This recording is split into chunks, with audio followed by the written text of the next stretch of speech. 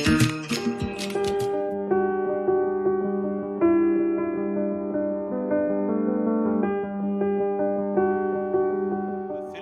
मुझे मिला था जिसको मुझे संभाल के रखना चाहिए था, और वो मजमून ये वादे करता था कि टीपू सुल्तान के ज़माने में बाकायदगी से अखबार निकला करता था और उसकी हार्ड कॉपी लोगों को मिलती तो थी, लेकिन चौराहों पर वो पढ़ाया भी जाता था, पढ़कर लोगों को वाकिफ भी कराया जाता था। तो खबर फैलाने का काम मास मीडिया का उस ज़माने से हो रहा है। ये बात 1790s की होगी, क्योंकि 1799 में वो गुजर गए थे।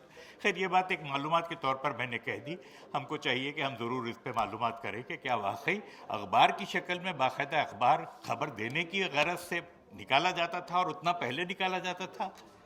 तो मेरा फरीज़ा है, मुझे ज़िम्मेदारी दी गई है और मुझे बेहद खुशी होती है कि मैं इस सेशन का मॉडरेटर हूँ और बड़े मुअज़्ज़ज़ किस्म के बड़े नामवर लोगों से मेरा तारुफ़ हो रहा है। इस बहाने मैं अब इंतहाई अदब व एहतराम के साथ तमाम मुक़र्रिरीन जो हैं उनको नाम ब नाम मदऊ करता हूँ कि वो तशरीफ़ लाएँ और स्टेज पर अपनी सीट को संभालें। तो पहला नाम है जनाब जर्नलिस्ट अमीर हक़ साहब का, वो तशरीफ़ लाएँ। दबीर अहमद साहब तशरीफ़ लाएँ। रफ़ी साहब तशरीफ़ लाएँ। मेरे मोहतरम उस्ताद शर्फ़ी आलम साहब, असिस्टेंट प्रोफेसर अरबिक डिपार्टमेंट, मौलाना आज़ाद यूनिवर्सिटी, उनसे गुजारिश है वो तशरीफ़ लाएँ। मोहम्मद इकबाल साहब, सीनियर जर्नलिस्ट, तशरीफ़ लाएँ। बाइस इज़्ज़त है आप सब लोगों के साथ यहाँ हम नशीनी करना मेरे लिए। और खुर्शीद वानी साहब से गुजारिश है कि वो स्टेज पर तशरीफ़ लाएँ और अपनी सीट संभालें जी। और रफ़ी साहब जो डीन हैं, एग्जीक्यूटिव एडिटर नव रहनुमाए दक्कन, वो तशरीफ़ लाएँ। और खुर्शीद वानी साहब का नाम तो लिया मैंने मौलाना, और खुर्शीद वानी साहब तशरीफ़ लाए हैं। सभी लोग आ गए, और कोई नाम बाकी रह गया जी। आयशा खानम साहिबा तशरीफ़ लाना है प्लीज़। वो और कौन सा? अब आमिर हक साहब को पहले के लिए स्पीकर। जी हाँ, आमिर हक साहब को जो है। बाद मुक़र्रिरीन की फ़्लाइट्स हैं, उनको कुछ जल्दी जाना है, तो उस ख्याल से उन लोगों को पहले ज़हमत देना चाहूँगा मैं। तो मैं कार्रवाई को आगे बढ़ाते हुए सबसे पहले वक्त ख़राब किए बगैर आमिर हक साहब को, जो जर्नलिस्ट हैं टाइम्स नाउ के, वो तशरीफ़ लाएँ और अपना बयान दें। बहुत शुक्रिया हुजूर मुझे यहाँ बुलाने के लिए, और तमाम सीनियर लोगों की बात सुनता रहा हूँ कल से अब तक। बहुत जूनियर हूँ, आप तमाम सब लोग जो बैठे हैं उनके मुकाबले तजुर्बे में भी कम हूँ, लेकिन बहुत खुशी हुई जो देख रहा हूँ जिस तरह उर्दू को लेकर जज्बात सामने आ रहे हैं, लोग बात कर रहे हैं। सही बताऊँ तो मेरा जो बैकग्राउंड है वो जर्नलिज्म में 22-23 साल हो गए मुझे। हिंदी में आधा वक्त गुजारा, आधा वक्त अंग्रेज़ी जर्नलिज्म में। अभी टाइम्स नाउ के लिए काम कर रहा हूँ, उससे पहले इंडिया टुडे, आज तक, जी न्यूज़, तमाम इन अलग अलग जगहों पर काम कर चुका हूँ। तो बहुत खुशी भी हो रही है यहाँ ये डिस्कशन देखकर, और अफसोस भी हो रहा है ख़ुद पर, अपने आप पर। और अपने वालिद साहब की बात याद आ रही है। वो पेशे से सिविल इंजीनियर होते थे, लेकिन लिखने पढ़ने का बहुत शौक़ था। हिंदी, अंग्रेज़ी, उर्दू तीनों भाषाओं में, लैंग्वेजेस में लिखते भी थे, बोलते भी थे, पढ़ने लिखने के शौकीन थे। और हमें बचपन में ₹1-2 दिया करते थे। बड़ी प्रैक्टिकल सी बात कह रहा हूँ कि पढ़कर जो है एक सफ़ा पढ़ दो तो ये पैसे ले जाओ। अब उसकी अहमियत समझ में आ रही है कि ये कितना ज़रूरी है अपने कल्चर को बनाए और बचाए रखने के लिए, क्योंकि आज के ज़माने में ये बात सही, और चूँकि hegemony of English language over Urdu हम लोगों को टॉपिक दिया गया है बात करने के लिए, तो आज इस बात की अहमियत बहुत ज़्यादा है, क्योंकि उर्दू सीधे तौर पर हमारे कल्चर से जुड़ी हुई है। तो इसको बचाना, क्योंकि उर्दू सिर्फ एक ज़बान नहीं है, एक लैंग्वेज नहीं है, वो अपने आप में एक कल्चर है पूरा, और उसको बचाने की ज़िम्मेदारी हम सब लोगों पर है। न सिर्फ वो लोग जो उर्दू सहाफ़त से सीधे तौर पर जुड़े हुए हैं, बल्कि हम सब लोगों के ऊपर जिन्होंने घरों से अपने जिनकी विरासत में उर्दू साथ में आई है, उसको ज़िंदा रखने की ज़िम्मेदारी उन सभी लोगों की है। और अंग्रेज़ी का का मसला तो ये है कि भाई अंग्रेज़ी अंग्रेज़ों के साथ आई, हिंदुस्तान में 16वीं शताब्दी 17वीं शताब्दी में आई, और तब से लेकर 400 साल चूँकि अंग्रेज़ों का राज पूरी दुनिया में रहा, तमाम ममालिक में रहा, और उसकी वजह से उसका एडवांसमेंट तेज़ रहा, वो आगे बढ़ी। तमाम रिसर्चेस हुई, एडवांस जो स्टडीज़ हैं, लिटरेचर है, वो भी अलग अलग मुल्कों में उसी के ज़रिए फैला। तो अंग्रेज़ी तो ज़ाहिर है वो आपस में अलग अलग मुल्क के लोगों के लिए, अलग अलग नेशनैलिटीज़ के लोगों के लिए बात करने का एक अहम ज़रिया बनी। और उर्दू को मुझे लगता है ज़्यादा मेहनत करनी पड़ेगी, और ख़ास तौर से अगर सहाफ़त की बात करें, क्योंकि अंग्रेज़ी तो ऑलरेडी बहुत आगे बढ़ चुकी है, लोगों के बीच बहुत अच्छी तरह से समझी जाती है। उर्दू भी नॉर्थ इंडिया से लेकर साउथ इंडिया तक लोग जानते समझते हैं। लेकिन उस तरह का काम मैं समझता हूँ शेर व शायरी और जो हिंदी फिल्म इंडस्ट्री के ज़रिए जो बढ़ावा मिला है उर्दू को, और जो आम लोगों की बोली है, भाषा है, लैंग्वेज है, उसके ज़रिए जो ज़िंदा है उर्दू, वो तो रहेगी, लेकिन उसके अलावा काम करने की ज़रूरत है। और अब मुझे कल से जब देख रहा हूँ ये सारे डिस्कशंस, तो एक नया नज़रिया मिला है। मुझे लगता है कि तमाम स्टूडेंट्स जो हैं, ये उनके कंधों पर ज़्यादा बड़ी जिम्मेदारी है, और हम लोग भी उसको निभाएंगे कि उर्दू जर्नलिज्म में भी कुछ ऐसा हो। मैं कुछ लोगों की बात यहाँ पर सुन रहा था, बहुत असरदार लगी, कि उर्दू जर्नलिज्म में वैसा कुछ काम हो कि अंग्रेज़ी के और हिंदी के, चाहे टीवी के लोग हों, चाहे अखबार और डिजिटल के हों, उसको फॉलो करें और उन ख़बरों को के पीछे जाएं, उनको करें, तो लोगों का इंटरेस्ट, रुझान ज़्यादा होगा उर्दू की तरफ के बनिस्बत के जो इस दौर में हम देख रहे हैं। माफ़ कीजिएगा, कई बार पैसिव जर्नलिज्म होता है, मेरे ख्याल से कई लोग इत्तेफाक नहीं रखेंगे इस बात से, लेकिन थोड़ा सा रेवोल्यूशन लाने की ज़रूरत है।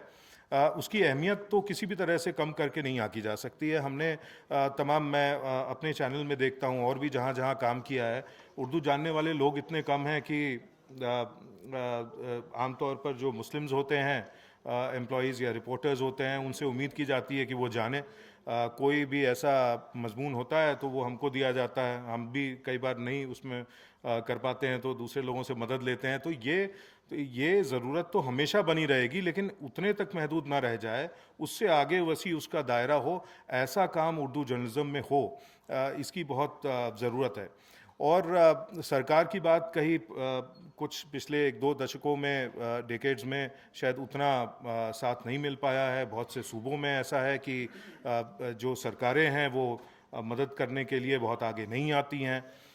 लेकिन कम से कम वो सारे लोग जो उस कल्चर का हिस्सा हैं उर्दू के, वो उसको सपोर्ट करें, और साथ में रेवेन्यू मॉडल की जो बात हो रही थी वो उसको सामने रखें। तो मुझे लगता है कि ये जो इनोवेशंस वक्त के साथ होते रहेंगे, इससे एक मजबूती मिलेगी, एक बेस अच्छा बनेगा, और आगे उर्दू को अंग्रेज़ी से, मैंने जैसा पहले कहा, मुकाबला करना तो बड़ा मुश्किल है, क्योंकि ग्लोबल लेवल पर एक ऐसी कम्युनिकेशन की लैंग्वेज है इंग्लिश, जिसके मुकाबिल उर्दू को खड़ा करना आज की डेट में मुश्किल है। लेकिन हम सब लोगों के लिए मुझे लगता है कि एक ये बहुत बड़ी जिम्मेदारी है कि अभी से, और मैं तो यहाँ से अहद करके जा रहा हूँ, हिसाम साहब ने जो कहा, तमाम और लोगों ने कहा, कि मैं कल ही से पहुँचकर जो है वो एक उर्दू अखबार भी अपने घर में लेना शुरू कर दूँगा। और बच्चे तो सीख रहे हैं, कोशिश करते हैं कि उनको तो हम सिखा दें, लेकिन कई बार खुद गैर जिम्मेदारी से पेश आते हैं, तो मैं भी उसको पढ़ूँगा। ये मैं यहाँ से हिसाम साहब वादा करके जा रहा हूँ, और ज़रूर से ये चीज़ आएगा। और ये जो जिम्मेदारी है, इसका एहसास हुआ इस कॉन्फ्रेंस में हिस्सा लेकर के, कि हम लोग ज़रिया माश के लिए, अपनी एम्प्लॉयमेंट अपॉर्चुनिटीज़ के लिए हिंदी में, अंग्रेज़ी में काम कर रहे हैं, लेकिन हमारे कंधों पे जो इसकी ज़िम्मेदारी है, वो सिर्फ सरकार के भरोसे ना छोड़ें, बल्कि अपने ऊपर भी लें और उसको सपोर्ट करें, क्योंकि ये हमारी साझी विरासत है, साझा विरासत है, और इसको आगे तक ले जाने की ज़िम्मेदारी हमको निभानी पड़ेगी। बहुत बहुत शुक्रिया।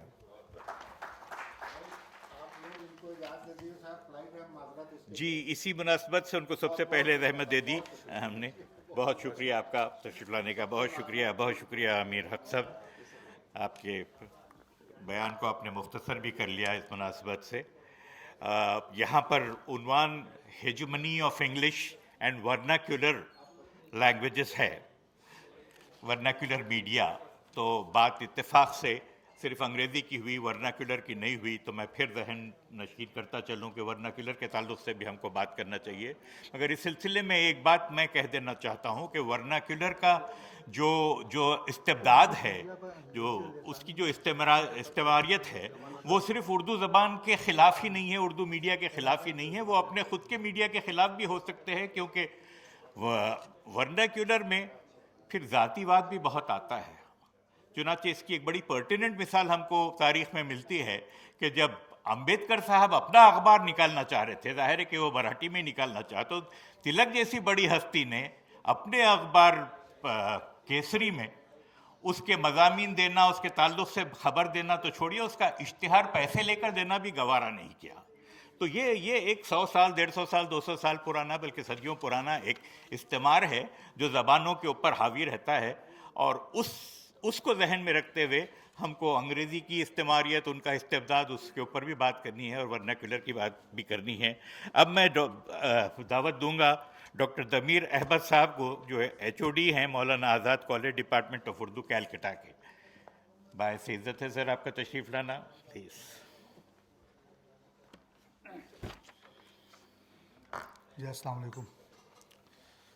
इस से बैठे हुए शुरका, मेरे सामने मौजूद शख्सियात, तलबा और तालिबात, जहाँ तक इस मौजू का ताल्लुक़ है, मैं समझता हूँ कि कई सूरतों में जो है लिसानी ज़बानों या लिसानी मीडिया का तासुब हुआ करता है, या तसल्लुत हुआ करता है, या उसकी बालादस्ती हुआ करती है। मेरा ताल्लुक़ चूँकि मगरबी बंगाल से है, मैं बंगाल के हवाले से गुफ्तगू करना चाहूँगा। पहले मैं इस बात की वजाहत कर दूँ, वजाहत का बल्कि आप तमाम लोग जानते ही हैं कि ज़बान की बुनियाद पर बांग्लादेश बन गया।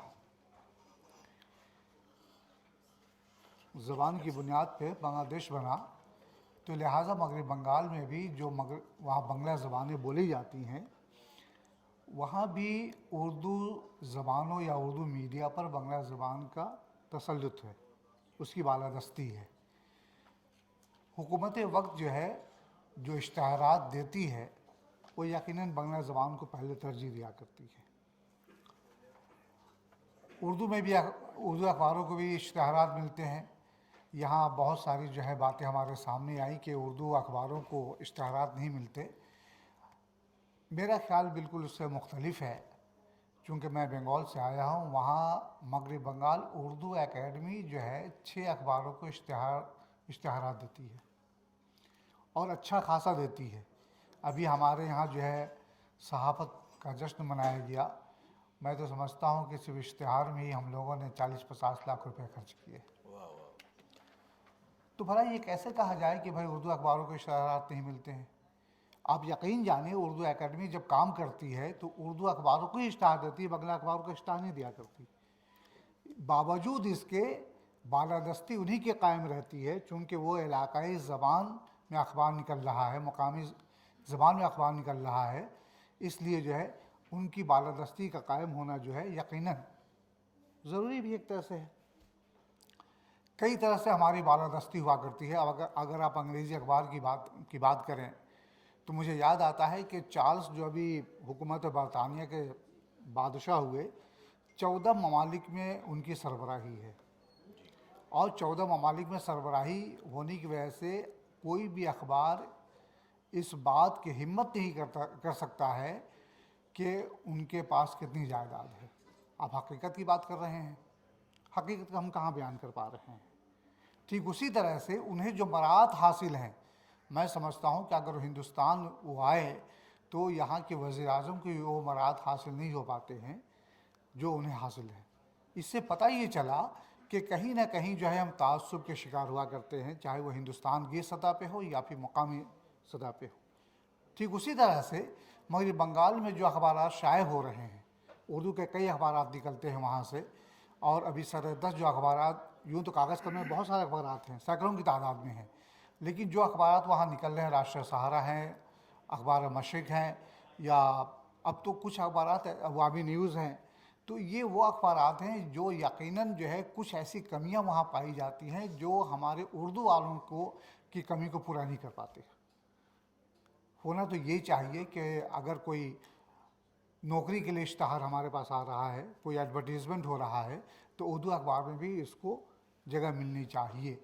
लेकिन या तो हमारे जो उर्दू अखबार वाले हैं उन चीज़ों को वहाँ देते नहीं हैं, जिसकी वजह से जो है नई नस्ल जो है उन चीज़ों से बहरावर नहीं हो पा रही है। जाहिर है कि अगर हम इन चीज़ों की तरफ तवज्जो नहीं देंगे तो हम इस तरह से कामयाब भी नहीं हो सकते हैं।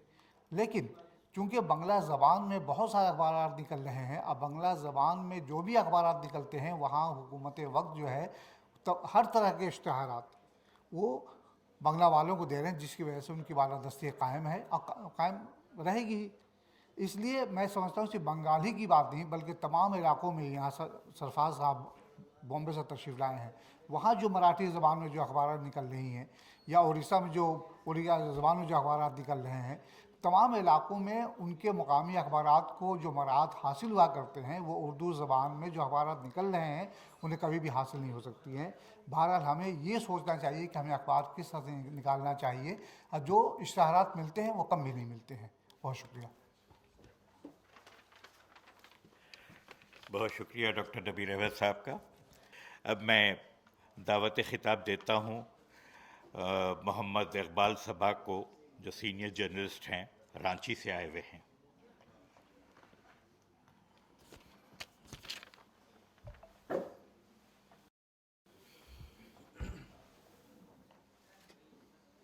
अस्सलाम वालेकुम।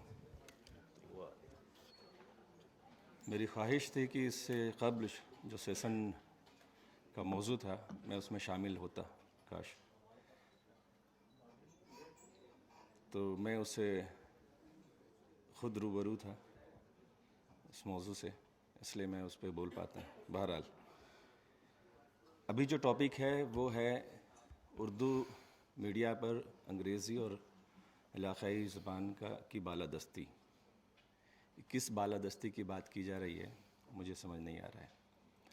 अगर ये इश्तिहारात के हवाले से है, जैसा कि सर ने कहा कि बंगाल का उन्होंने हवाला दिया और कहा कि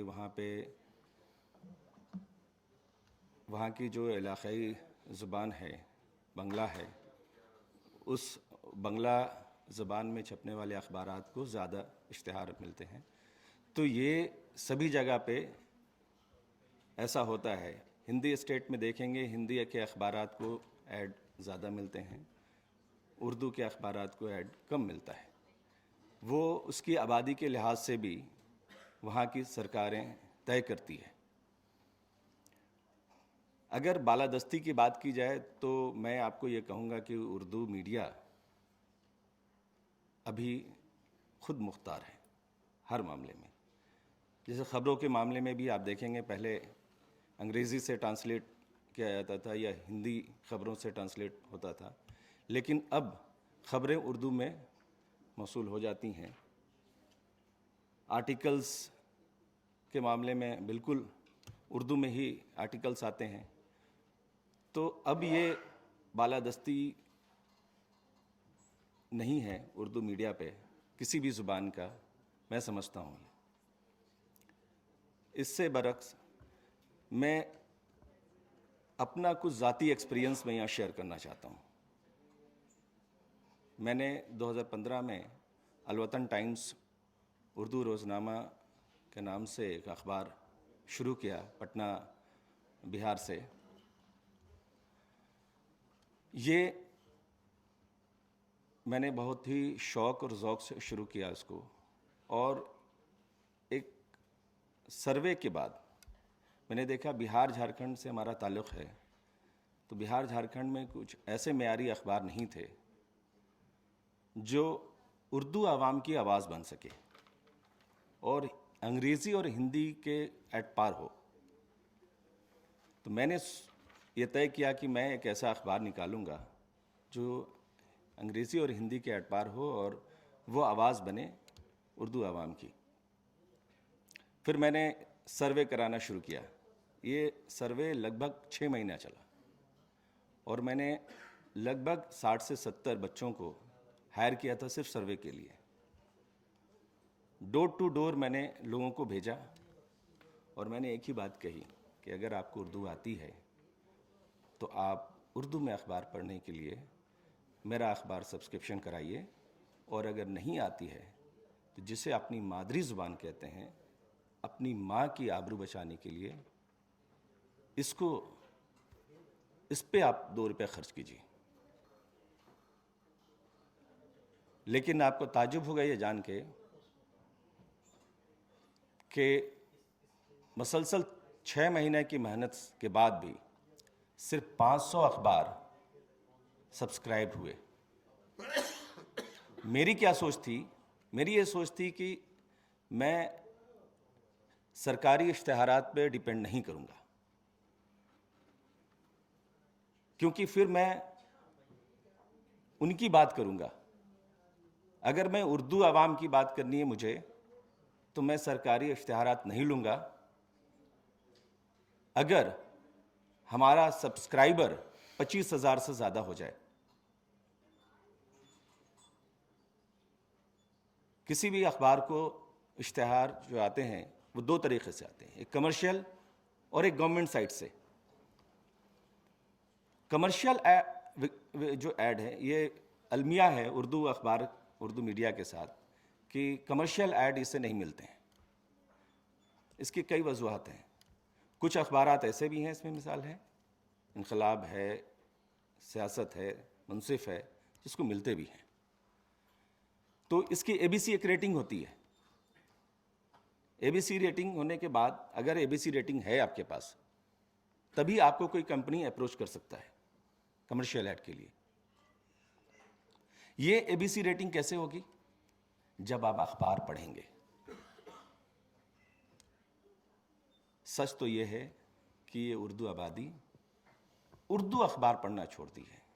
दुनिया की तमाम कौम पे आप नज़र डालेंगे, दुनिया की तमाम कौम अपनी ही ज़ुबान में अखबार पढ़ती हैं, सिवाय मुसलमान के। मैं नहीं ये कहता हूँ कि ये उर्दू मुसलमानों की ज़ुबान है, लेकिन ये विरासत में मिली है मुसलमानों को, जिसको हम सहज नहीं पा रहे हैं, जिसको हम संभाल नहीं पा रहे हैं।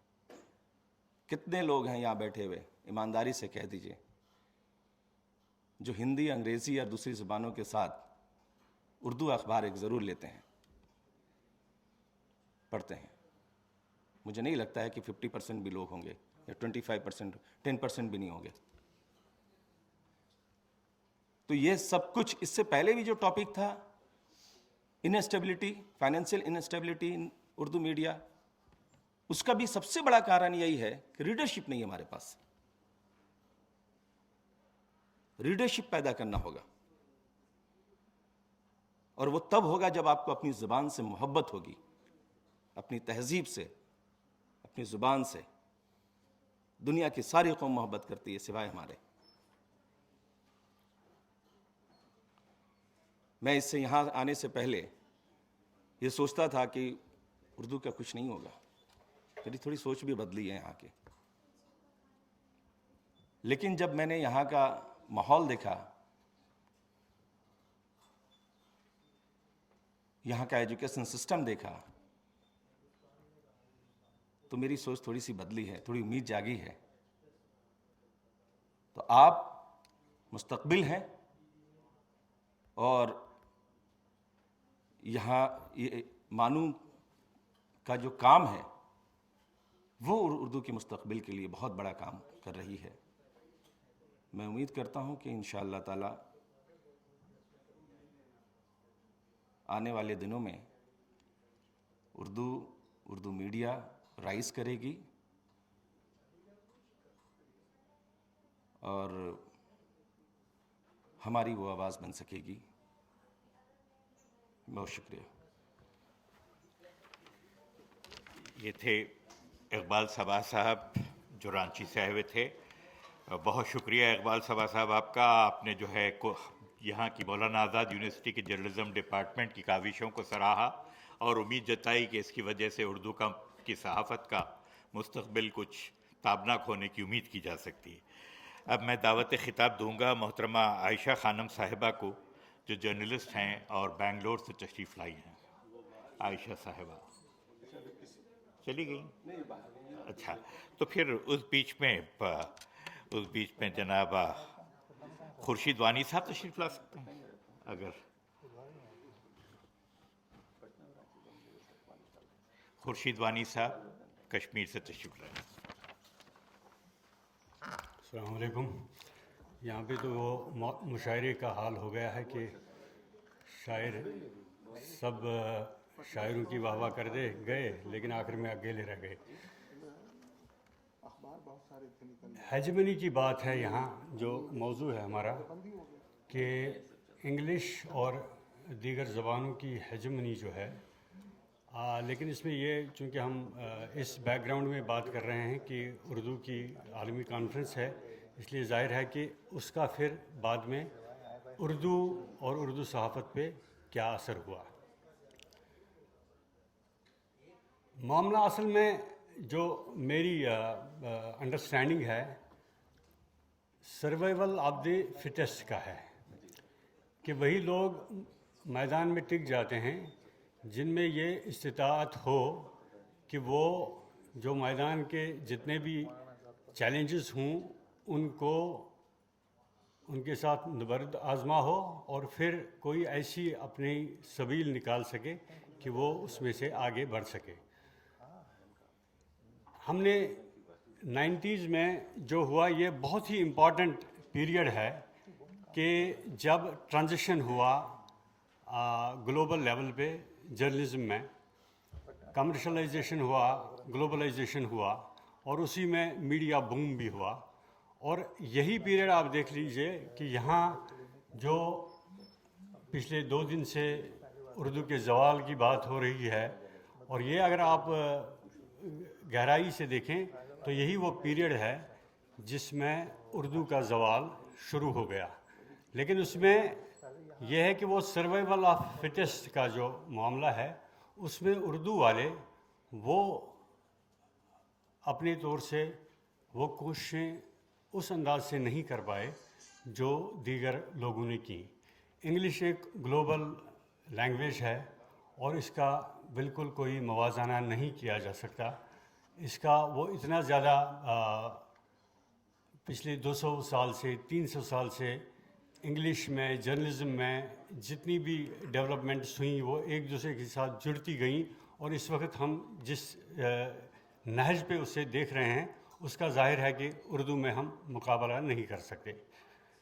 लेकिन हमेशा ये होता है कि अगर हम कहते हैं कि 200 साल पहले उर्दू का अखबार किसी हिंदू ने शुरू किया, तो क्यों किया? क्योंकि उस वक्त बालादस्ती इसी उर्दू ज़बान की थी, और ये अगर उनका एक कमर्शियल वेंचर ही था, लेकिन उनको जाना था उर्दू ज़बान में ही, उसी से ही वो कर सकते थे। शायद दूसरी ज़बान उस वक्त उतनी ज़्यादा मकबूल आम नहीं थी, इसलिए उर्दू में ही गए। जम्मू कश्मीर में भी हम देखते हैं, अगर रणबीर वहाँ पे शुरू हुआ, it was not started by any मुस्लिम, वो भी वहाँ पे एक हिंदू ही थे जम्मू में जिन्होंने वहाँ पे अखबार शुरू किया। तो ये बेसिकली वायबिलिटी होती है। उस वक्त वायबिलिटी उनकी थी और वो ज़बान थी जिसका कबूल आम था, तो उस ज़बान को अडॉप्ट किया जाता है। तो यहाँ पे हम 90s में मैं इसलिए ख़ास तौर से ज़िक्र करूँगा कि आपने देखा होगा कि 90s में हम हर जगह पे देखते थे वो कोडैक की वो फिल्म्स बनाते थे, उससे फ़ोटो प्रिंट्स निकलते थे। लेकिन ऑल ऑफ ए सडन जब डिजिटल कैमरा आ गया, वो कोडैक कंपनी ऐसे गायब हो गई जैसे गधे के सिर से सींग। क्यों?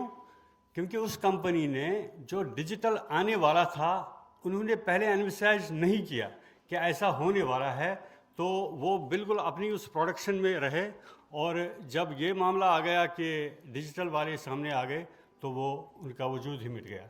नोकिया भी हमारे सामने कुछ साल पहले हुआ कि जब मोबाइल फ़ोन नोकिया आ गया तो हर तरफ नोकिया ही नोकिया था, लेकिन जब एंड्रॉयड आ गया नोकिया ट्रांजिशन नहीं कर पाया, और उसके बाद आप देखते हैं कि नोकिया जो है वो गायब हो गया। उर्दू की भी कमोबेश ऐसी ही सूरत हाल है।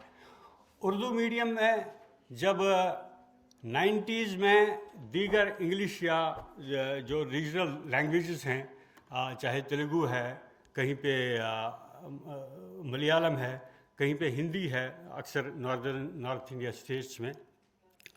तो वहाँ पे क्या हुआ कि उन्होंने वक्त के साथ अपने आप को ढालने में जो है जल्दी जो दिखानी थी वो उन्होंने दिखाई, लेकिन उर्दू वालों ने इसमें थोड़ी बहुत ये उनकी उस तरीके से उनकी वो सूरत नहीं दिखाई, और नतीजा ये निकला कि ये पीछे रह गई। और इंस्टीट्यूशनलाइजेशन, ये जो इससे पहले हमारा यहाँ पे सेशन था उसमें, और मैं समझता हूँ कि वो सेशन और ये सेशन आपस में बिल्कुल जुड़े हुए हैं, और कई लोगों ने यहाँ पे मुख्तदिर साहब बैठे थे, उन्होंने जो मसाइल उभारे बिल्कुल जेन्युइन मसाइल हैं। लेकिन एक चीज़ मैं देखता हूँ कि इंस्टीट्यूशनलाइजेशन का जो काम होना चाहिए था उर्दू मीडिया में वो नहीं हुआ। और मैं इसलिए ये कहता हूँ कि मैं कुछ ज़ाती तौर मैंने कुछ तजुर्बे देखे हैं या उनके साथ रहा हूँ, वहाँ पे मैंने देखा कि अगर आज के दौर में भी वो किया जाता है तो बहुत अच्छे जो नताइज हैं वो सामने आ सकते हैं। उर्दू में एक बहुत ही अच्छा स्ट्रॉन्ग न्यूज़पेपर था श्रीनगर से। रोज़ाना उनकी जो आमदनी है ख़र्चे से बहुत ज़्यादा थी, और जो मालिक हैं काफ़ी जो यहाँ पे बातें आई कि मालिकान बहुत पैसा उनके पास है, लेकिन वो परकुलेट नहीं होता है इंस्टीट्यूशन को बनाने में। और मेरी उनसे बात हुई कि आप इसको टेक ओवर कीजिए, आप एक एज एडिटर। मेरी एक मीटिंग हुई उनके साथ, मैंने कहा कि मैं एडिटोरियल पेज चाहता हूँ उस तरीके से जैसे एडिटोरियल पेज होना चाहिए। उसके लिए मैं अगर किसी राइटर को कॉल करता हूँ कि आप मुझे 1500 वर्ड्स का एक मजमून लिखिए, तो मैं उसे अगर 1500 नहीं 1000 रुपया मैं उसको देना चाहता हूँ। और जब ये आज के अखबार में ये मजमून छपे उस दिन उनकी चेक जो है वो जानी चाहिए। लेकिन ऐसा उनके लिए काबिल कबूल नहीं था। क्यों? क्योंकि वहाँ पे एक उर्दू में ये था कि सवाब पे कुछ लोग लिखते हैं। कई मुदीरान को मैंने ये कहते सुनता है अल्लाह ताला आपको सवाब देगा, लेकिन सवाब से किसी का घर नहीं चलता है। उसके लिए अगर कोई सहाफ़ी 2 घंटे 3 घंटे किसी स्टोरी पे सर्फ करता है, he has to be compensated for that. वो मिजाज जो है कहीं कहीं मुमकिन है रहा हो, लेकिन जनरली उर्दू न्यूज़पेपर्स में वो मिजाज नहीं रहा। आपने यहाँ पे बात की कि उर्दू में जो थोड़ा पानी मिल सकता है? पानी है, ये फ्रेश बॉटल। Thank you.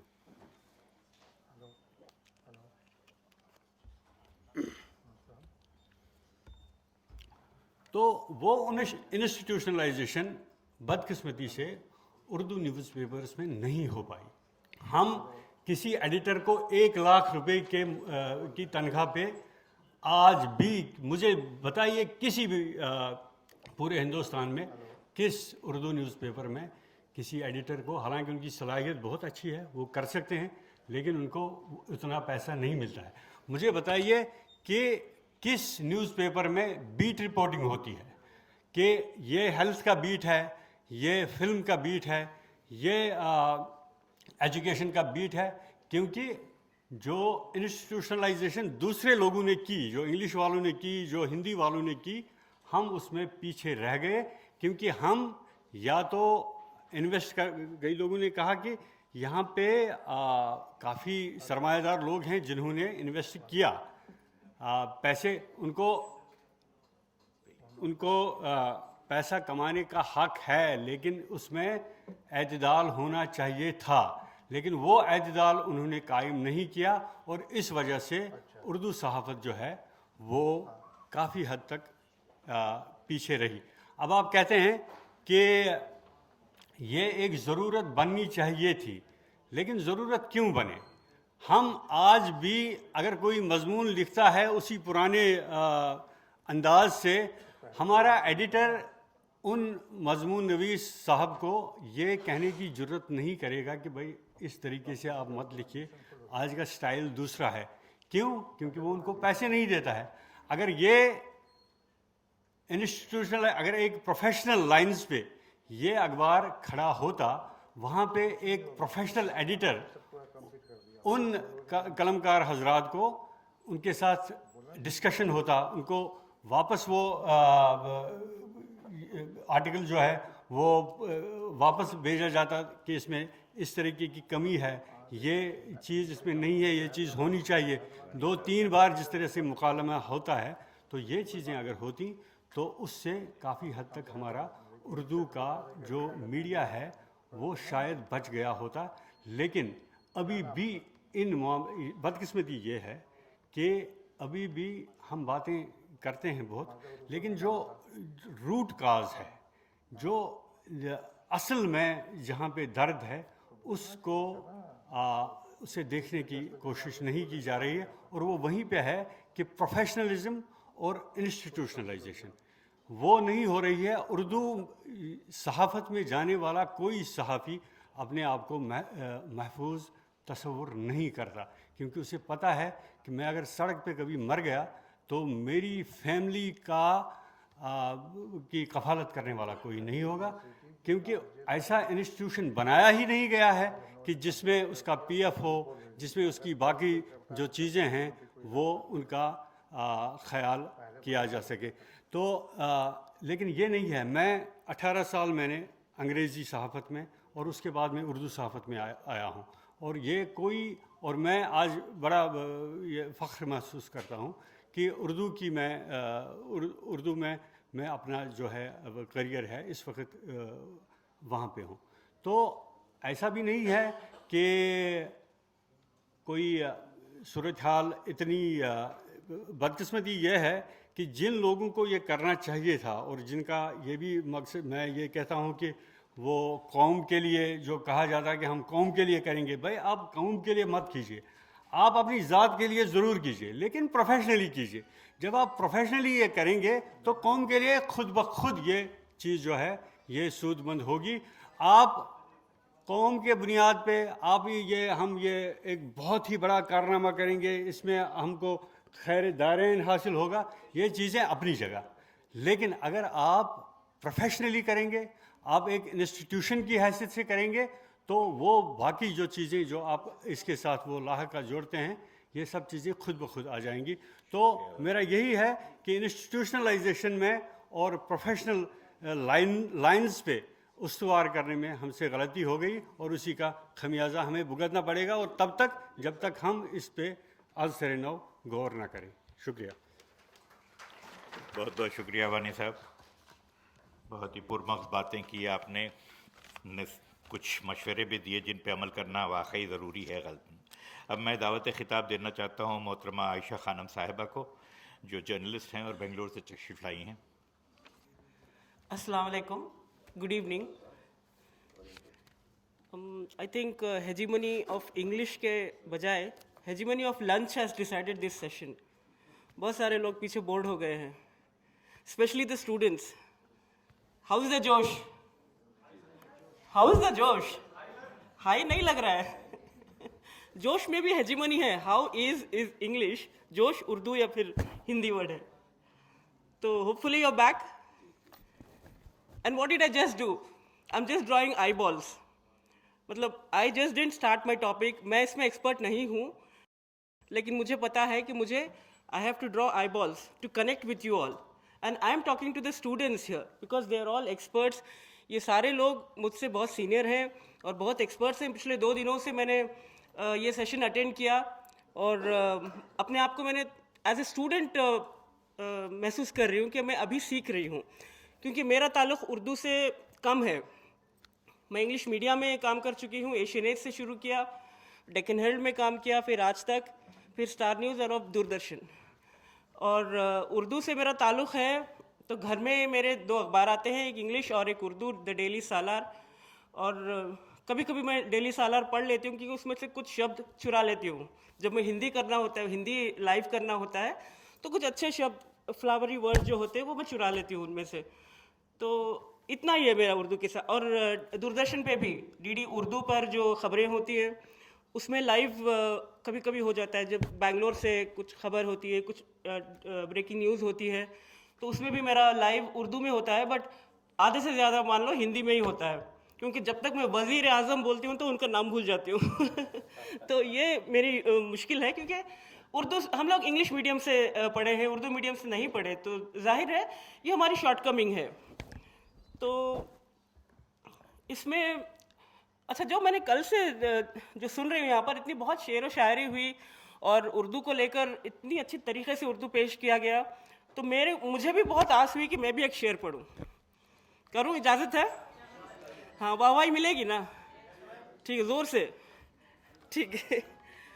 सलीके से हवाओं में खुशबू घोल सकते हैं, सलीके से हवाओं में खुशबू घोल सकते हैं, अभी कुछ लोग बाकी हैं जो उर्दू बोल सकते हैं ये मिसलीडिंग है, कुछ लोग नहीं, बहुत लोग बाकी हैं जो उर्दू बोल सकते हैं, उर्दू लिख सकते हैं और उर्दू पढ़ सकते हैं।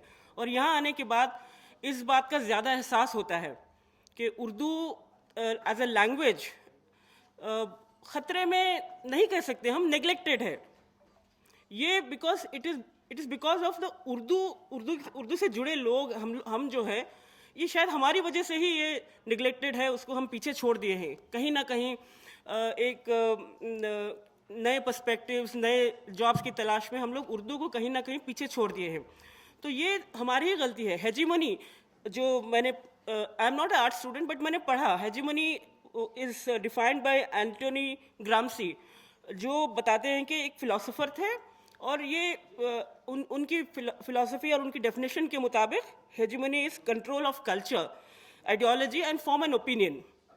तो अब टॉपिक जो दिया गया है, hegemony of English Urdu on Urdu and vernacular media. तो हेजीमनी क्या इंग्लिश हमें बता रहा है, क्या डिक्टेट कर रहा है हमें उर्दू मीडिया को? क्या एंटोनी ग्राम्सी आज जिंदा है जो ये बताने के लिए कि भाई मैं कह रहा हूँ इंग्लिश मीडिया से आप फॉलो करो, वो एजेंडा मैंने जो दिया है वो एजेंडा सेट कर रहा हूँ मैं, वो फॉलो करो? ऐसा कुछ नहीं है। जैसे कि अभी वानी साहब ने बताया कि उर्दू एक खुद मुख्तार लैंग्वेज है, इसको बनाना, इसको बिगाड़ना हमारे हाथ में है। लेकिन ख़ास बात ये भी है कि कोविड का दौर एक ऐसा दौर, पैंडेमिक का दौर ऐसा दौर रहा कि शुक्र है आज हम और आप जिंदा हैं, हम और आप आज सांस ले रहे हैं, इस हॉल में हैं और हम आज उर्दू को बचाने की बात कर रहे हैं। क्योंकि कोविड ने ना केवल हमारी ज़िंदगी बल्कि हर कुछ ज़िंदगी में रीडिफाइन कर दिया है। रीडिफाइन, री इन्वेंट एंड रिफॉर्म, ये तीनों चीज़ें जो है कोविड के बाद एक नई ज़िंदगी सामने आई सबकी।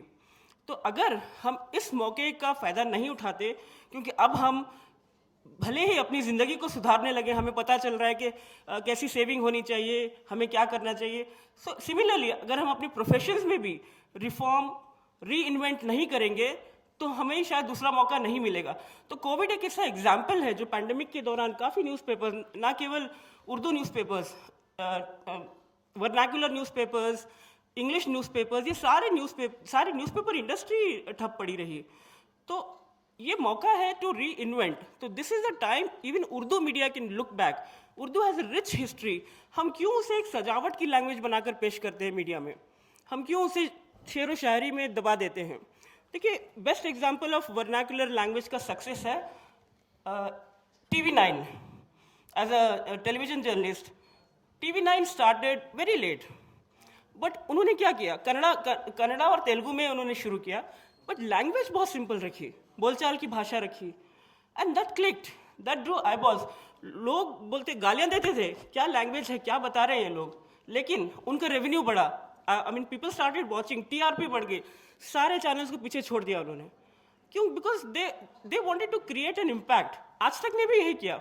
जब हमने आज तक ज्वाइन किया, खमर वहीद नकवी साहब हमारे बॉस हुआ करते थे, तो बोलते थे सिंपल भाषा रखो, जो भाषा एक रिक्शा वाला समझे, जो भाषा एक बस स्टैंड पे खड़ा आदमी समझे, और बहुत ही सिंपल भाषा। और उन्होंने खुद एक स्टाइल बुक बनाई थी हम लोगों के लिए कि कैसे भाषा के जरिए you can draw audience, you can draw people towards you. तो वी फॉलोड दैट एंड आज तक वाज अ ग्रैंड सक्सेस। मुझे आज भी रिग्रेट होता है कि मैंने आज तक क्यों छोड़ा।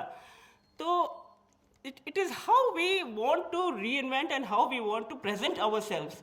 तो ये ज़रूरी है, क्योंकि इंग्लिश एक ब्रिज लैंग्वेज है गलत नहीं, हम रिजेक्ट नहीं कर सकते इंग्लिश को टोटली, जाहिर है। और आज भी दोपहर में राहुल जी बता रहे थे कि कैसे उर्दू मीडिया को इंग्लिश लैंग्वेज से डरने से ज़्यादा, माफ़ कीजिए, कैसे उर्दू मीडिया इंग्लिश लैंग्वेज को ज़्यादा अपनाती है और जो लोकल भाषा है, जो रीजनल लैंग्वेजेस हैं, उनसे दूर जाती है। वो बता रहे थे कि संपादक जैसा छोटा शब्द आप एडिटर लिखते हो, जबकि इंग्लिश में लिखते हैं आप, तो ये हिंदी अपनी ज़ुबान है, वर्नाकुलर लैंग्वेज है, इंडिया की ज़ुबान है।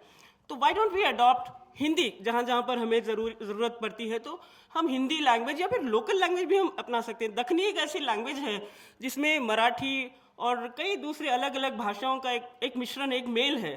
तो हमको लैंग्वेज में उस तरह का एक अडैप्शन लाना बेहद ज़रूरी है, ना कि महज इंग्लिश को हम अडॉप्ट कर ले। हम इंग्लिश अपनी सुविधा के लिए इस्तेमाल करते हैं और हमें खुद डर लगता है कि हेजीमनी, क्या इंग्लिश की हेकड़ी जो है वो उर्दू को ख़त्म कर देगी। ऐसा बिल्कुल नहीं होगा, क्योंकि ये हमारे हाथ में है। एज जर्नलिस्ट, एज मीडिया, ये हमारे हाथ में है कि हम अपना जर्नलिज्म या अपना उर्दू लिटरेरी वर्क्स कैसे प्रिजर्व करते हैं। तो ये कुछ बातें रही।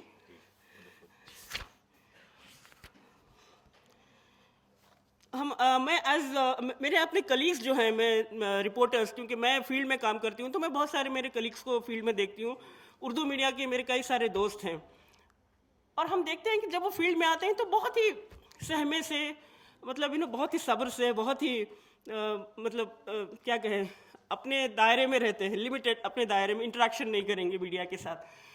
तो एक एग्रेशन बहुत ज़रूरी है as reporters for the students.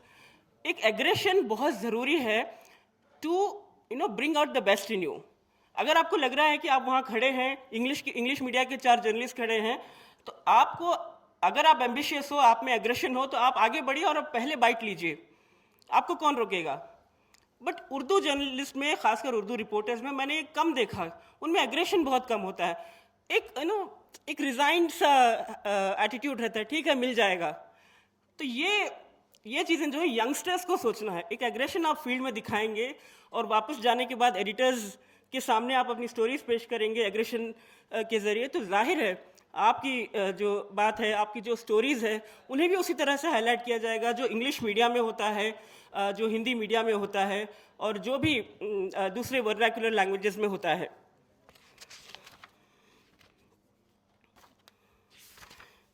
तो एक छोटा सा एग्जाम्पल मैं देना चाहूँगी। अपना पर्सनल एग्जाम्पल, जब मैं इंग्लिश मीडिया से हिंदी में आई, मतलब आज तक मैं सेलेक्ट हुई 1999, तो मुझे बहुत अजीब सा लगा, क्योंकि हम as a student in mass communication vernacular press से थोड़ा चिढ़ते थे। अरे वर्नाकुलर प्रेस से क्या करना है, हमको क्यों पढ़ना है ये, हम तो नहीं जाएंगे वर्नाकुलर प्रेस में। लेकिन धीरे धीरे ये मार्केट बदलता गया। Vernacular press is the king. Vernacular press का जो कंटेंट है वो किंग है, और वर्नाकुलर प्रेस को आज इंग्लिश मीडिया फॉलो करता है। कई इंग्लिश चैनल्स हो, कई हिंदी चैनल्स भी हो, अपने न्यूज़ रूम में 6-7 टेलीविज़न चैनल लगाएंगे, उनमें से सारे इंग्लिश चैनल्स होंगे। वानी साहब आप जानते हैं, आप तो कोऑर्डिनेटर हैं, तो वो देख के बताएंगे अरे ये खबर आ रही है। तो उस तरह से एक एजेंडा सेट किया जाता है। लेकिन ये भी ज़रूरी है कि as Urdu media, as a Urdu journalist, it's your job, it's your responsibility to bring your stories, to set the agenda for the other media. For a small example, okay, I was saying when I entered Hindi media, I felt it was a vernacular journalism. तो मैं कभी अटक जाती थी अच्छे शब्द के लिए, अच्छे पीस टू कैमरा के लिए। तो I used to call my father कि इसको क्या बोलना है, इसको हिंदी में क्या बोलते हैं, उर्दू में क्या बोलते हैं। My father is very good Urdu के खदरदान है, उर्दू पेपर पढ़ते हैं, तो वो फ़ोन पे बताते थे ये शब्द। तो मैंने एक बार वीरप्पन वाली स्टोरी कर रहे थे, तो मैंने चाहा कि बहुत ही भड़कीला शब्द देंगे, तो मैंने दहशत यूज़ कर लिया बिना किसी से पूछे। तो मैंने वीरप्पन के इस जंगल में आने से लोगों में दहशत है। तो मेरे फादर ने देखा वो टीवी पर, बोले क्या दहशत बोल रहे हो, पीछे तो लोग आराम से जा रहे हैं, पानी पी रहे हैं, कोई दहशत का माहौल तो है ही नहीं वहाँ पे। मतलब मैंने जस्ट वर्ड पिक किया। तो you have to have your vocabulary right. तो from then onward my father always इधर आप हिंदी में अच्छे से बोलो, हिंदी अच्छे से सीखो, या फिर उर्दू अच्छे से सीखो, या फिर go back to your English media. तो ये मेरे साथ दिक्कत हुआ करती थी। लेकिन मैं आपको बताऊंगी छोटे लास्ट एग्जाम्पल, कर्नाटक के चीफ मिनिस्टर धर्म सिंह जो उर्दू मीडियम से ग्रेजुएट थे, और बहुत ही शायराना अंदाज में वो हर मतलब टेंशन ही नहीं उनको, उनकी सरकार गिर रही है, उनके एमएलएस जा रहे हैं, कोई टेंशन नहीं। और माइक ले जाओ तो शायरी, पहले शायरी, फिर बाद में उसका जो भी पॉलिटिकल रिएक्शन लेना हो। और उर्दू मीडिया के वो डार्लिंग थे, और उर्दू मीडिया को देखते ही उनको भी मन करता था कि भाई शायरी बोलो। और कभी कभी मेरे सामने मैं माइक लगाते ही शायरी शुरू होती थी उनकी। बाकी मीडिया के लोग, अरे यार तुम पीछे रहो, तुम आगे मत जाओ, ये शायरी शुरू कर देंगे, हमारी समझ के बाहर है। तो ये हेजीमोनी की बात कर रहे हैं ना, यहाँ पर धर्म सिंह वो सेट करते थे एजेंडा कि मैं उर्दू बोलने वाला हूँ, और मेरी जो बात है, मैं जो शायरी के अंदाज में बात कर रहा हूँ वो आप समझिए। बाकी सब इंग्लिश मीडिया को, बाकी लोगों को उर्दू मीडिया के जर्नलिस्ट के पास जाना पड़ता था, अरे भैया क्या बोल रहे थे, इसका मतलब क्या है। वो अजीब अजीब, मतलब सरकार गिर रही तो वो कुछ बोलते थे। एक शायरी है ना, मेरी कश्ती वहीं डूबी जहाँ पानी कम था वो शायरी बोलने लगे। तो English media was I mean stun कि क्या बोल रहे हैं। तो you know, if you are an expert, if you know your work well, if you know your vocabulary well, you can play with words. That is how Dharam Singh set the agenda, in the media for English media newspapers as well. So that is one interesting example that came to my mind. So what is the solution to this? How do we handle this?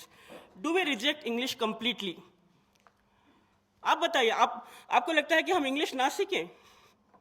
ज़रूरी है ना, English भी सीखना ज़रूरी है, because in today's digital era, English is important. English is necessary to build, the information, the information bridge that we are required in the digital area. So that is very important. We cannot neglect English. We have to accept it. But there is no danger. We cannot go to the extent of, creating danger for ourselves, for Urdu itself, by bringing in English, और English को उर्दू पर थोप दिया जाए। ऐसा होता भी नहीं। लेकिन उर्दू अखबारों में हमने देखा कि अपनी कन्वीनियंस के हिसाब से इंग्लिश वर्ड यूज होते हैं, which is perhaps now acceptable now, and nobody is debating about this. तो सर बस आखिरी में यही कहना चाहूँगी कि it is once again I have a lot of hopes on the students. Now the present journalism, मैंने देखा काफ़ी सारे experts ने बहुत कुछ कहा मौजूदा जर्नलिज्म के हालात के बारे में और जर्नलिस्ट के बारे में। बहुत कुछ सही है, 99% बहुत कुछ सही है। लेकिन आने वाला जनरेशन जो आप लोग हैं, जो आप ग्रेजुएट होकर बाहर निकलेंगे, आपके हाथ में वो जिम्मेदारी है और आपकी यूनिवर्सिटी के हाथ में वो जिम्मेदारी है कि कैसे आप लैंग्वेज को प्रिजर्व करते हुए कैसे उर्दू जर्नलिज्म को आगे ले जाएंगे और कैसे इंग्लिश को भी साथ लेते हुए, हालांकि इंग्लिश की हेजीमनी को भी आप डटकर उसका मुकाबला कर सकते हैं, ये उम्मीद है। और इतना कहूँगी कि we have to win this war without fighting but with writing. Thank you.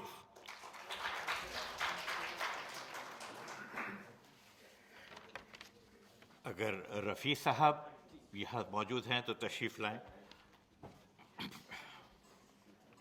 Rafi साहब डीन हैं, एग्जीक्यूटिव एडिटर हैं रहनुमा.com के। हज़रात गिरामी, अस्सलामु अलैकुम रहमतुल्लाहि व बरकातुहू। जिस शहर में आप और हम हैं, यहाँ चार मीनार बनने से पहले भी एक हुकूमत थी जिसका नाम था कुतुबशाही।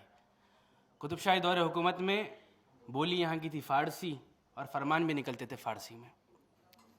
यहाँ के उस वक्त के बादशाह इब्राहिम कुतुब शाह वली, वो भी फरमान निकालते थे, हफ्तावारा फरमान निकलता था। गाँव में कब्ज़ों में फ़ारसी में भी फरमान जाता था और तेलुगु भाषा में भी फरमान जाता था, और वो अपना पेन नेम लिखते थे मालिकी अभिराम। कहने का मतलब ये है हज़रात गिरामी कि जो लोग जो भाषा बोल सकते हैं, जो लैंग्वेज बोल सकते हैं, समझ सकते हैं, पढ़ सकते हैं, उनको मैसेज वही लैंग्वेज में पहुंचाया जा सकता है, और लॉजिक यही है पहुंचाना उसी लैंग्वेज में होगा। आज अगर हम या हमारे नेता ये कहते हैं कि रोड पर, शहरों पर उर्दू लैंग्वेज में साइंस नहीं है, तो आप ही बताइए कि क्या गवर्नमेंट के पास ये सेंसस नहीं है कि कितने लोग उर्दू पढ़ना जानते हैं? उर्दू हिंदी से मुशाबत रखती है, तो हर एक को कोई हिंदी बोल दे कुछ उर्दू के अल्फाज लेकर, कोई उर्दू बोल दे हिंदी के अल्फाज लेकर, तो समझ में आता, कहते हैं कि भाई हमको उर्दू आती है। हैदराबाद एक क्लासिक एग्जाम्पल है। आज से 10 साल पहले कहा जाता था यहाँ पर 20,000 से ज़्यादा पर्चे और अखबार छपते थे। एक गली है जिसका नाम है छत्ता बाजार, जहाँ पर कई प्रिंटिंग प्रेस आज भी मौजूद है, बंद होने के कगार पर है क्योंकि अखबार और स्याही दोनों महंगी हो चुकी है। उस वक्त उर्दू अखबार एक तादाद में छपते थे। हर आदमी जो बीए वगैरह कर लेता था कहता था कि मैं सहाफ़ी हूँ, कहता था मैं एडिटर इन चीफ हूँ फलां फलां अखबार का, जबकि उसका अखबार दिखने को ही नहीं मिलता था। आज हैदराबादी खुद अपने अखबारों को कहते हैं हमारा अखबार है चंदे का अखबार। माफ़ी चाहता हूँ हज़रात गिरामी, लोग ये कहते हैं, कुछ अखबारों को लोग कहते हैं ये चोरी का अखबार, क्योंकि ये कड़वी सच्चाई है जो हम हैदराबाद में देख रहे हैं। इंग्लिश का कंटेंट जो ऑनलाइन इजीली अवेलेबल होता है उसको इमीडिएटली ट्रांसलेट किया जाता है। दूसरे अखबारों के उर्दू के कंटेंट को इमीडिएटली अपना नाम लगाकर थोड़े से लफ्ज़ भेर बदल कर कर अपने नाम से छाप दिया जाता है। आज का हैदराबाद की सहाफ़त यहाँ तक गिर चुकी है। 200 साल पहले एक कॉन्सेप्ट था, घटिया कॉन्सेप्ट था हैदराबाद में, मुल्की और गैर मुल्की का। आज कहने दीजिए कि आज भी वही सोच हैदराबादियों में बाकी है। अगर आज मानू हैदराबाद में ना होता तो हैदराबाद की सहाफ़त, उर्दू सहाफ़त की कमर टूट जाती। आज सरकार ने हैदराबाद को एजाज़ दिया कि मानू यहाँ है, कम से कम इमोशनल इंटेलेक्चुअल सपोर्ट तो है। हजरात गिरामी, उर्दू एक ऐसी लैंग्वेज है जिसको हम वर्शिप नहीं करते, ना हम हमारे स्क्रिप्चर्स उर्दू में पढ़ते हैं, ना उर्दू से हमारी वो लगाव है कि हम ये नहीं कह सकते कि भाई उर्दू पढ़ना तुम पर फ़र्ज़ है। किसी पे फ़र्ज़ नहीं है, कोई किसी पे थोप नहीं सकता। ना उर्दू की हम तबलीग कर सकते हैं, ना मस्जिद के मिंबर से उर्दू का प्रचार कर सकते हैं। तो कैसा, किस तरीके से हम ये कहेंगे कि भाई आप उर्दू पढ़ना सीख लें, आप उर्दू में सहाफ़ती किरदार अपना लें, आप उर्दू अखबार पढ़ें? सवाल ही पैदा नहीं होता। उर्दू अखबारों को तेलंगाना हुकूमत ने बेपनाह अपनाया है, आंध्र प्रदेश हुकूमत ने भी बेपनाह अपनाया था और एडवर्टाइजमेंट्स दिया था। अगर उर्दू के लिए किसी के दिल में उल्फत पैदा करना चाहते हैं या आने वाली नई नस्ल मिलीनियल्स को कहना चाहते हैं कि भाई उर्दू पढ़िए, तो आपको इन्फीरियरिटी कॉम्प्लेक्स उर्दू और उर्दू सहाफ़त से निकालना होगा। क्या आज से 20 साल 30 साल पहले ऐसे मौके नहीं थे कि जब उर्दू अखबारों से इंग्लिश अखबार कॉपी करते थे, ट्रांसलेट कर लेते थे और न्यूज़ बना लेते थे? आज इन्वेस्टिगेटिव जर्नलिज्म कहाँ गई? क्या उर्दू अखबार आज से 20-30 साल पहले इन्वेस्टिगेटिव जर्नलिज्म नहीं करते थे? आज भी कोई अखबार, छोटे से छोटा अखबार, अगर इन्वेस्टिगेटिव जर्नलिज्म कर ले कोई भी एक टॉपिक पे, आप देखिए आधी रात को उसका नाम कहां से कहां हो जाएगा। हजरत गिरामी, ज़रूरत इस बात की है कि इन्फीरियरिटी कॉम्प्लेक्स को हमें निकालना होगा। हमें फिर से न्यू ट्रेंड्स को अपनाना होगा। न्यू ट्रेंड्स को अपनाते हुए हमें इनोवेशन करना पड़ेगा। और हमें पूरी उम्मीद है, आप जान के बड़ी खुशी और मसरत महसूस करेंगे, अगर कोई कॉन्वेंट स्कूल ऑफ जर्नलिज्म हो, कोई कॉलेज हो जो कॉन्वेंट हो जर्नलिज्म का, वहाँ का बच्चा और मानू का बच्चा अगर कंपेयर करें ना, तो जो जहन साजी है, जो थॉट्स है, जो जर्नलिस्टिक व्यू है, मानू के बच्चे का बेहतर है। तब कि ये उर्दू से कर रहा है, वो इंग्लिश से कर रहा है। तो देखिए, इंटेलेक्ट में तो आप फर्क नहीं कर सकते। हर लैंग्वेज का अपना एक इंटेलेक्ट होता है। अगर उर्दू को पसमानदा किया, अखबारों को पसमानदा किया, तो किसने किया? हमने किया। हमारी गलती है क्या हुकूमत की गलती है? रहनुमाए दक्कन एक क्लासिक एग्जाम्पल है। 100 साल अखबार एक क्लासिक एग्जाम्पल है, जिसकी आज एडिटर इन चीफ एक औरत है, एक खातून है, 80 साल खातून है। और हमारे संचालक और लीडर सैयद अहमद खान एक कैनेडियन यूनिवर्सिटी से पढ़कर आए हैं। यहाँ से एक क्लास भी उन्होंने है ना तालीम हासिल नहीं की, फिर भी उर्दू लैंग्वेज के अखबार से जुड़े हुए हैं, सोच रखते हैं कि इस अखबार को आगे ले जाना है। क्योंकि एक रिफॉर्म आ रहा है। ऐसा नहीं है कि we are going down the hill, एक रिफॉर्म आ रहा है, we are going up the hill also. आज आप देखिए, कोई भी टॉपिक दे दीजिए, आज देखिए मानू में 3 दिन का ये जश्न उम्मीद पैदा करता है कि अब अगर, अच्छा अभी एक बात, क्योंकि चंदे का अखबार मैंने आपको डिस्कस किया कि भाई एक कॉन्सेप्ट है हैदराबाद में चंदे का अखबार।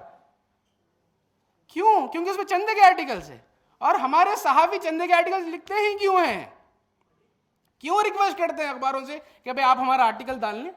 अगर आप सहाफ़ी है, जर्नलिज्म की डिग्री है आपके पास, तो आप ऐसा आर्टिकल लिखिए कि हम अखबार के डिफरेंट एडिटर्स जाके आपके पास बोले कि भाई आप हमारे अखबार में आर्टिकल छापें।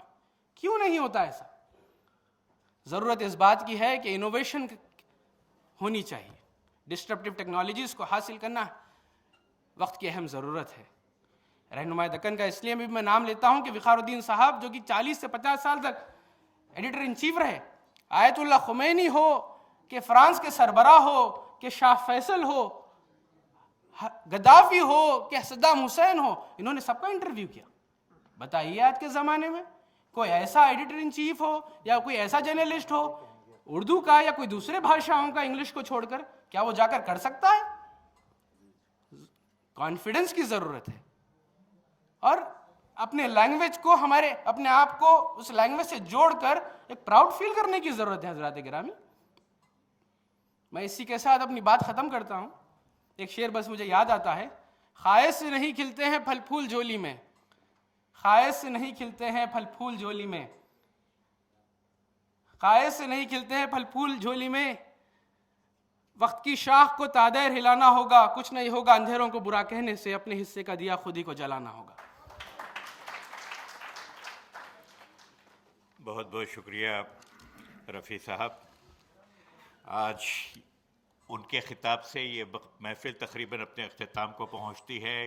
ये 200 साला जश्न जो है उसका दूसरा दिन अपने अख्ताम को पहुंचता है।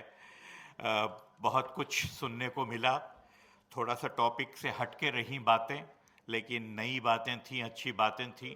जैसी भी आई उसके लिए हम शुक्रगुजार हैं।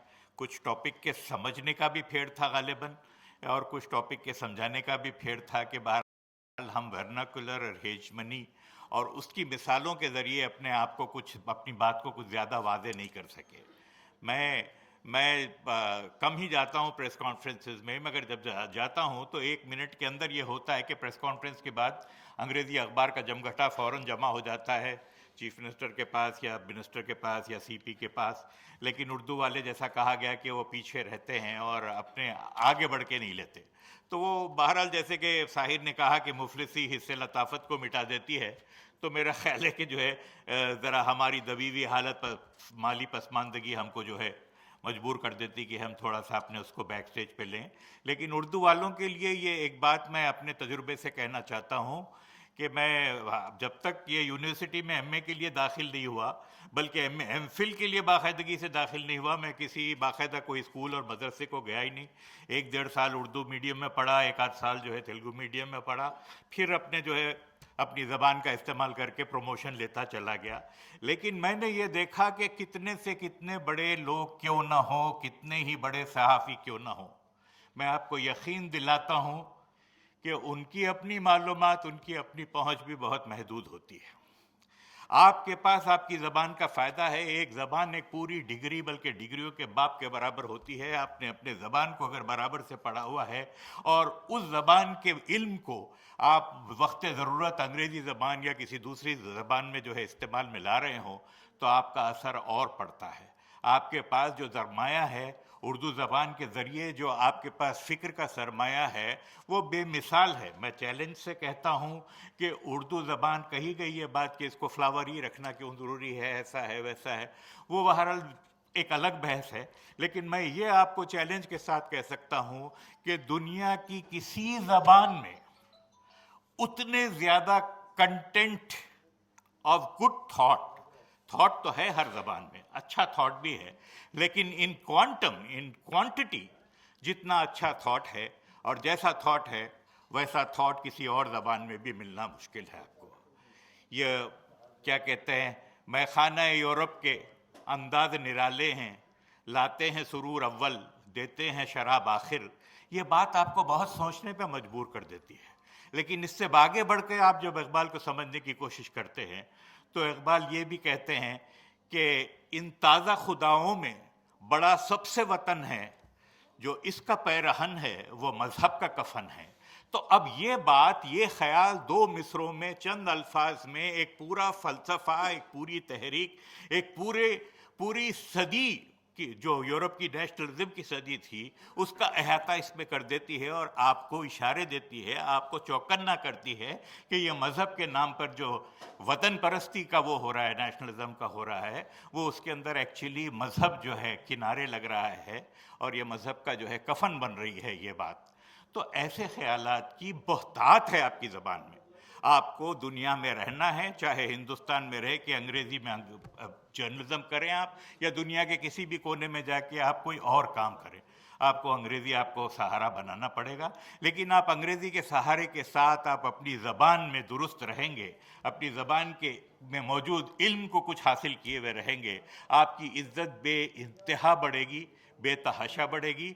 ये आजमाई हुई बात है और अल्लाह जानता है कि मैं कभी किसी तरह से अपने आप को कमतर नहीं महसूस कर सका किसी से भी। किसी से मैं इज्जत करता हूँ अक्लमंद लोगों की, साहिब फ़हम लोगों की, लेकिन मुतासिर ऐसा नहीं हो जाता कि उनको अपने जहन पे तारीख करूँ। किसी तरह की हेजमनी में आने नहीं देता और मैं इसीलिए कहता हूँ कि ज़बानों की हेजमनी को अगर समझना है तो पहले अपनी ज़बान के ताल्लुक़ से भी जो है दुरुस्त हो जाइए आप, और ये देखिए कि ऑन ग्राउंड क्या हो रहा है। तो ऑन ग्राउंड बहुत कुछ हो रहा है जो आपकी ज़बान के ख़िलाफ़ हो रहा है, लेकिन सिर्फ आप ही की ज़बान के साथ ऐसा नहीं हो रहा, ये सब कुछ दुनिया तमाम की ज़बान में हो रहा है। राइट एट दिस मिनट हर एक घंटे से एक ज़बान मर रही है, अब से नहीं कई सालों से ऐसा हो रहा है। और ज़बानों की अमवात का सिलसिला बड़े ज़माने से शुरू हुआ है। नई टेक्नोलॉजी से हम आंक कर रहे हैं, उसके लिए बहुत सारी पॉलिसीज़ वगैरह सब चीज़ यूँ ही नहीं हो जाती। आप लोगों की समझ के लिए एक बात बता दूं कि बैंकिंग, इंश्योरेंस, एडवोकेसी, ये सारे businesses, I insist on businesses, ये बिजनेसेस तकरीबन एक ही वक्त में यूरोप के एक छोटे से इलाके में शुरू हुए थे और आज यही वो बिजनेसेस हैं जो आपको या तो मजबूरी की हालत में उर्दू जर्नलिज्म में जाने पे मजबूर करते हैं क्योंकि आपको सीट दूसरी और कोई चीज़ में नहीं मिलती। बहरहाल मैं समझता हूँ कि हमने जितनी बात करनी थी की है, मगर हमको और उस बात पे बहुत कुछ सोचने और बहुत कुछ आगे करने कराने की ज़रूरत है। बेहद शुक्रिया आप सब लोगों का। मैं मौलाना आज़ाद यूनिवर्सिटी का, जर्नलिज्म डिपार्टमेंट का, आप सब लोगों का दिल से मशकूर हूँ कि आप लोगों ने मुझे भी मौका दिया इस सेशन में शिरकत की। बेहद शुक्रिया आपका। मैं अब दरख्वास्त करूँगा कि हमारे नौजवान साथी आएँ और सेशन को फॉर्मली क्लोज करें। शुक्रिया।